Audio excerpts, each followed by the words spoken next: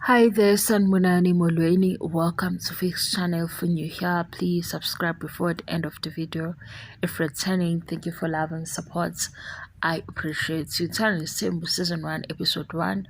Siqhubeka. Uthi umseleku uMakhwela into ayithanda ngaye uhlakaniphile kakhulu ngobani abanye before ubashelile babakhona labanye masebebuka uthando nesithembu angicabanga kanjalo bebuka indaba zakhona base beyasaba ukuthi ba-introduce kaMseleku. So uMakhwela yena ukhombisa ukuthi unesibindi, shothi brave, because uthe esebukile indaba zaMseleku eyibuka ku-TV kodwa still wathi ngifuna ukuya khona yingakho-ke ekhona manje. Kuthiwa-ke kodwa mayekhala uzozithulisa because unkosikazi omusha ugadiwe amanye amakhosikazi ukuthi uzophathwa kanjani. Nento yokugqoka futhi njengoba behlangene naye ubefike uMakhwela egqoka into eveza amabele. So uthi-ke eMzumbe akugqoka njengoba uMakhwela egqokile and akazomyekelela yena ngoba emncane, ngoba ukumyekelela amanye amakhosikazi azokhalaza ethi bona bebengagqoki kanje. So kufanele endaweni yokugqoka elalela umacele ukuthi kugqoka kanjani eMzumbe because kunendlela abagqoka ngayo. Sesibonile-ke la social media, sesixhumana no-social media ukuthi uMakhwela ufike ngesikhathi esi-right ngoba amakhosikazi aseMzumbe la afike before uMakhwela bekhulunywa indaba yokuthi ibhlukwe angazi livezani, kodwa uMakhwela nangu shaya ojini na amakhosikazi futhi aseMzumbe asefaka ojini.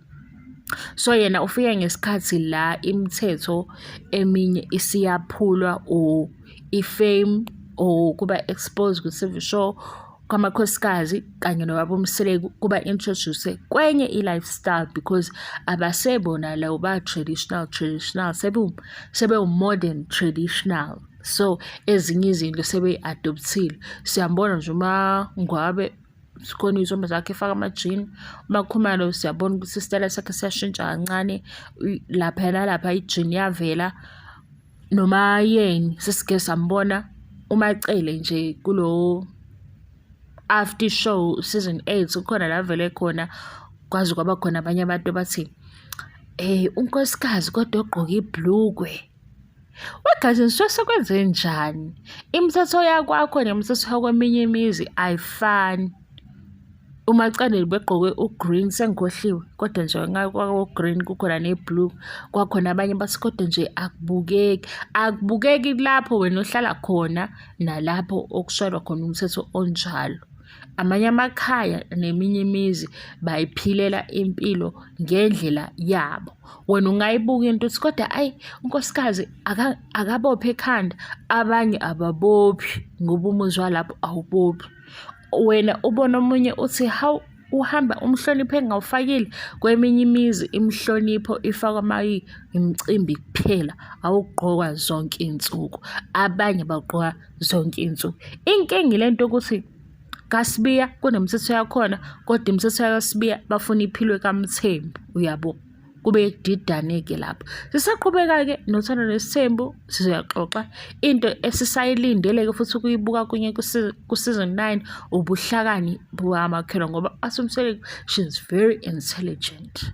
Sesifuna ukubona ukuthi lobu buhlakani kumayelana nani. Ubuhlakani bokuthi uhamba kude ngokucabanga noma ubuhlakani bokuthi useyifakile kwisithembu namanye amakhosikazi wathi uzophila le mpilo le ezomenza abuye adideke because ngelinye ilanga amakhosikazi aseMzumbe abuye angayazi into eyi-group work nengayona. Ubuye umuzwe omunye ethi my marriage, esathe my marriage umbone nange esekuyindaba zabanye, uyabo.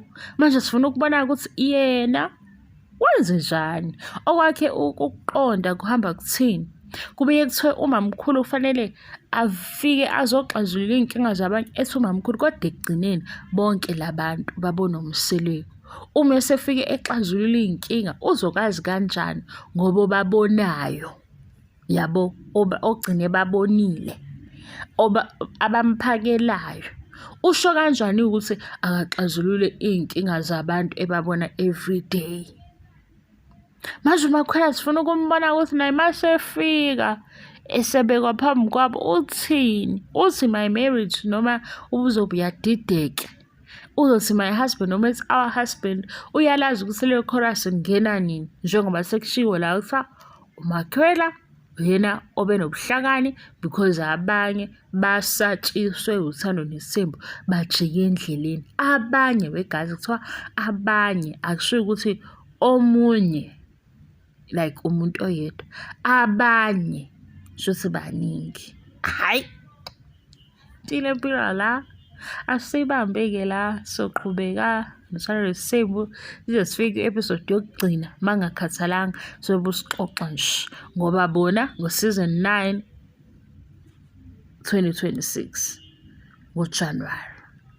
Bye.